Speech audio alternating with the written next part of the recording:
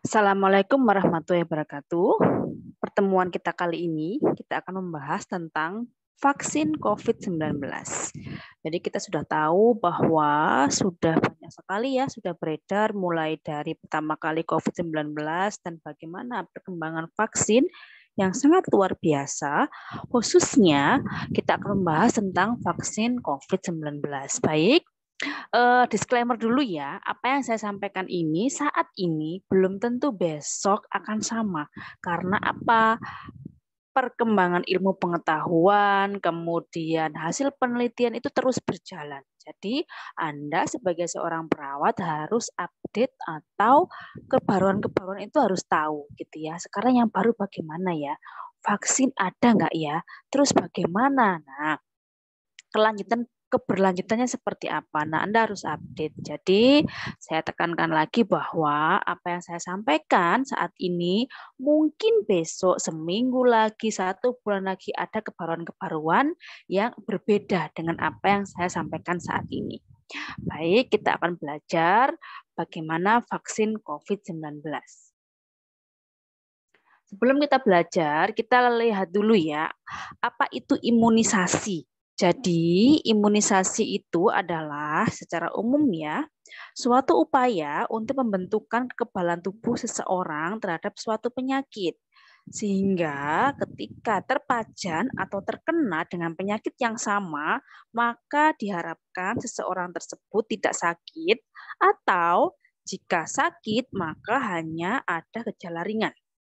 Jadi itu adalah pengertian dari imunisasi yang sudah dilakukan tidak hanya COVID-19 ya, tetapi hasil-hasil penelitian di dunia ini yang terbaru ya banyak sekali imunisasi yang diberikan. Misalkan pada penyakit tuberkulosis, kemudian campak, varicella, dan sebagainya. Jadi ini adalah pengertian dari imunisasi.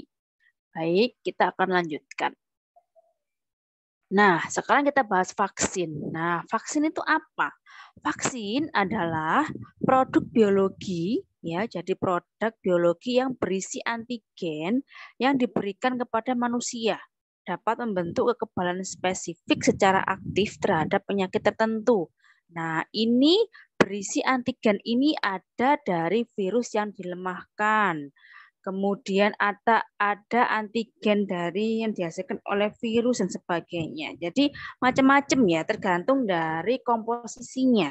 Nah, seperti itu. Ada yang virus inaktif, ketika dimasukkan akan kepada manusia maka baru aktif.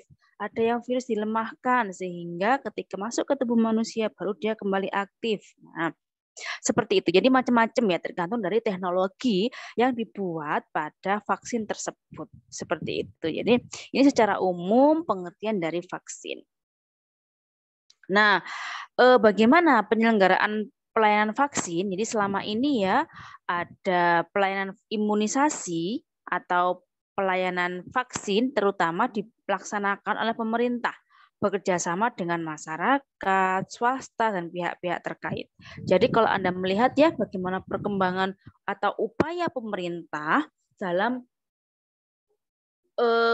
cakupan atau vaksin COVID-19 ini sangat luar biasa ya, yang awalnya dari puskesmas, rumah sakit, maka sekarang penyelenggaraan imunisasi khususnya COVID-19 ini agar cepat ya merata ya, maka dilakukan di mall, kemudian bahkan ada yang drive-thru gitu ya, ada yang di sekolah, di tempat-tempat pelayanan publik dan sebagainya, harapannya mudah diakses ya, kemudian tidak antri ya, harapannya begitu, dan masyarakat bisa merata mendapatkan hak yang sama untuk mendapatkan imunisasi COVID-19 ini.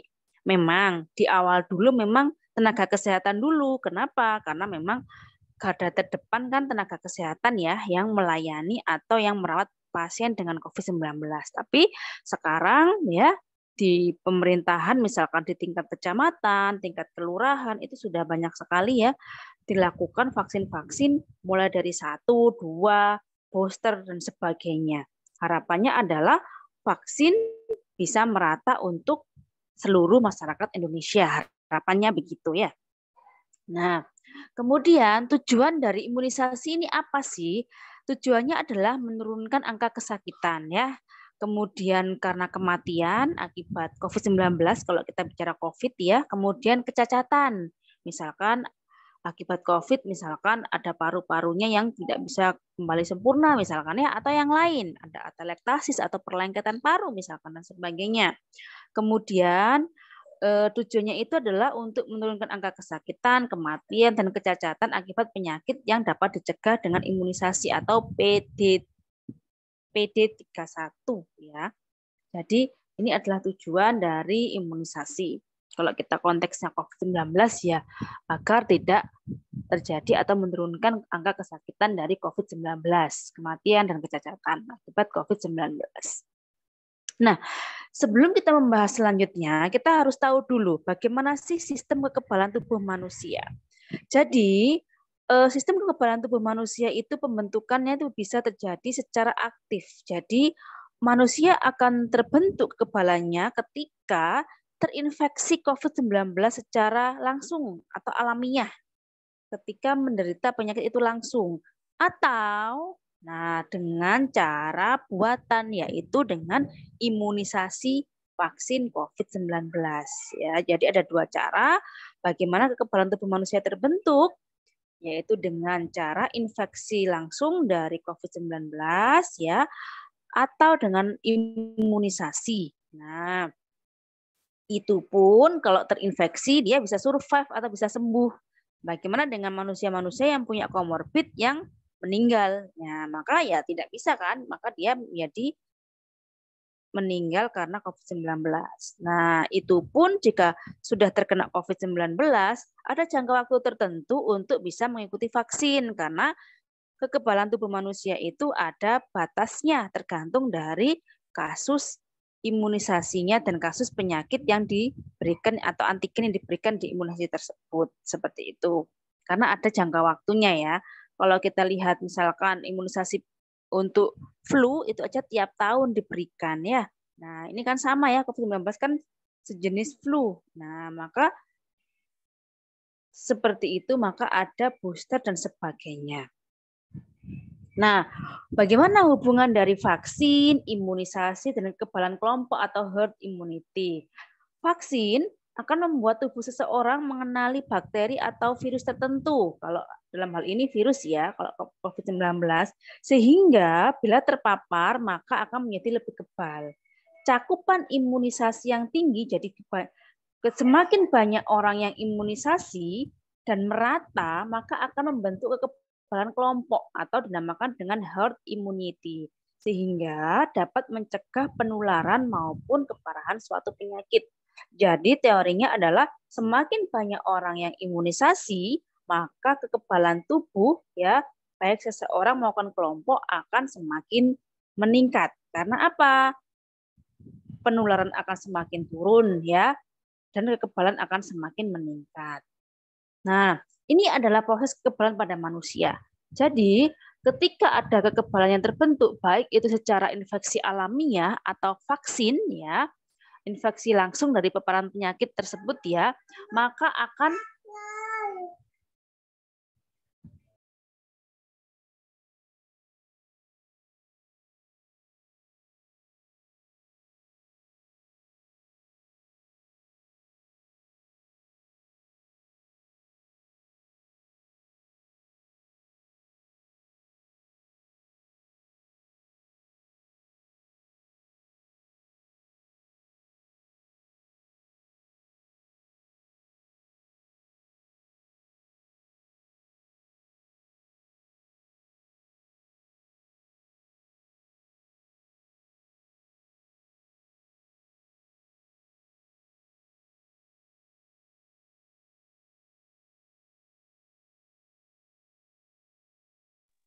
saya lanjutkan. Jadi seperti ini. Imunisasi memicu respon sistem kekebalan tubuh di mana vaksin akan membentuk kekebalan jangka panjang yang biasanya didapat secara alami setelah penyembuhan penyakit infeksi. Kemudian, vaksin tidak menimbulkan penyakit ya. Vaksin yang sudah dipakai di masyarakat sudah dijamin keamanannya dan umumnya tidak menimbulkan reaksi efek samping atau KIPI yang berat. Memang ada beberapa orang yang KIPI ya, tetapi daripada kena penyakitnya langsung ya lebih baik KIPI atau kejadian ikutan pasca imunisasi daripada kena penyakitnya langsung seperti itu ya. Nah, ini adalah gambar kekebalan kelompok. Yang putih ini adalah orang sehat yang tidak diimunisasi. Yang kuning orang sehat sudah imunisasi dan yang merah adalah orang terinfeksi yang bisa menularkan. Nah, yang merah ini yang berbahaya. Nah, ketika gambar ini ya orang sehat tidak diimunisasi, di antara orang-orang yang sehat ini yang tidak diimunisasi ini ada orang-orang yang merah yang terinfeksi yang bisa menularkan. Nah, sehingga masyarakat tidak ada yang diimunisasi, maka penyakit akan menular dengan cepat dan luas karena orang yang merah ini terinfeksi dan sangat menular. Nah, berbeda dengan orang yang digambar yang bawah. Ketika banyak orang yang sehat dan diimunisasi, kemudian orang yang sehat tanpa imunisasi yang warna putih ini sedikit ya, kemudian yang merah pun semakin sedikit, yang banyak dominan adalah warna kuning.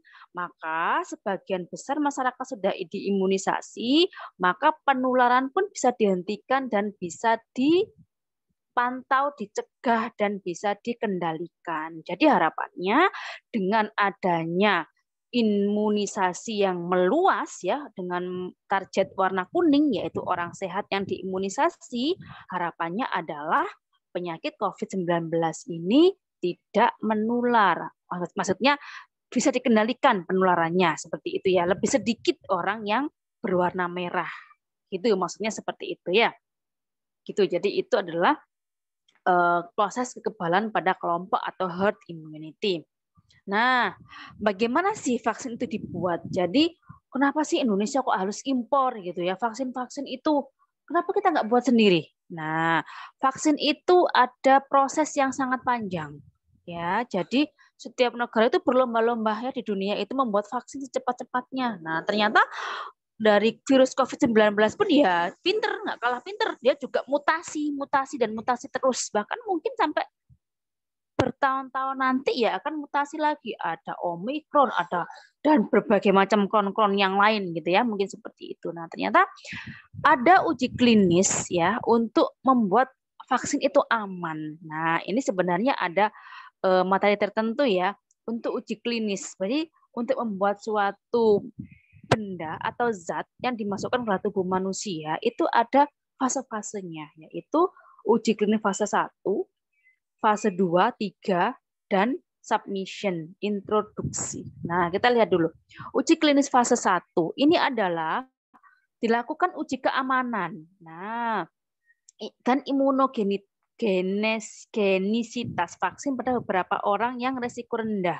Biasanya orang yang dewasa muda ya, kemudian yang sehat. Nah, biasanya 10 sampai 100 orang dulu. Gitu ya. Tapi sebelum uji fase klinis fase 1 ini biasanya pada hewan coba dulu, misalkan pada mencit ya, pada kelinci gitu dulu biasanya ya, baru pada uji klinis fase 1 ini. Gitu dulu biasanya ya. Nah, seperti itu. Kemudian jadi pada sedikit orang dulu. Nah, 10 sampai 100. Fase selanjutnya. Nah, uji klinis fase 2. Uji klinis itu maksudnya pada manusia ya. Uji klinis fase 2 ini untuk memantau keamanan vaksin, potensi adanya efek samping misalkan, respon imun, kemudian menentukan dosis yang optimal, dan jadwal pemberian vaksin. Oh, kira-kira dengan dosis 1 mili atau 1 gram, gimana ya hasilnya, efeknya? Oh, ada efek sampingnya. Nah, seperti itu. Nah, 100 sampai 1.000 orang. Jadi ada orang-orang sebagai relawan gitu ya, yang mau menjadi hewan coba, bukan hewan coba ya, istilah ya ini ya. Ada yang orang yang mau untuk menjadi uji coba vaksin. Nah, kalau Anda lihat ya, yang dulu awal-awal ketika vaksin dulu ya, ada orang yang mau menjadi relawan. Pahalanya besar loh. Karena apa? Untuk hasilnya, hasil penelitian akan digunakan untuk vaksin di seluruh dunia.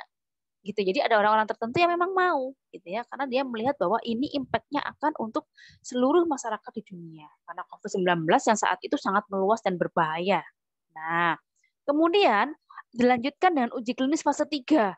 Nah, uji klinis fase 3 ini untuk melihat efikasi vaksin untuk mencegah penyakit yang diterjangkit. Biasanya untuk keamanan vaksin yang dengan populasi yang beragam.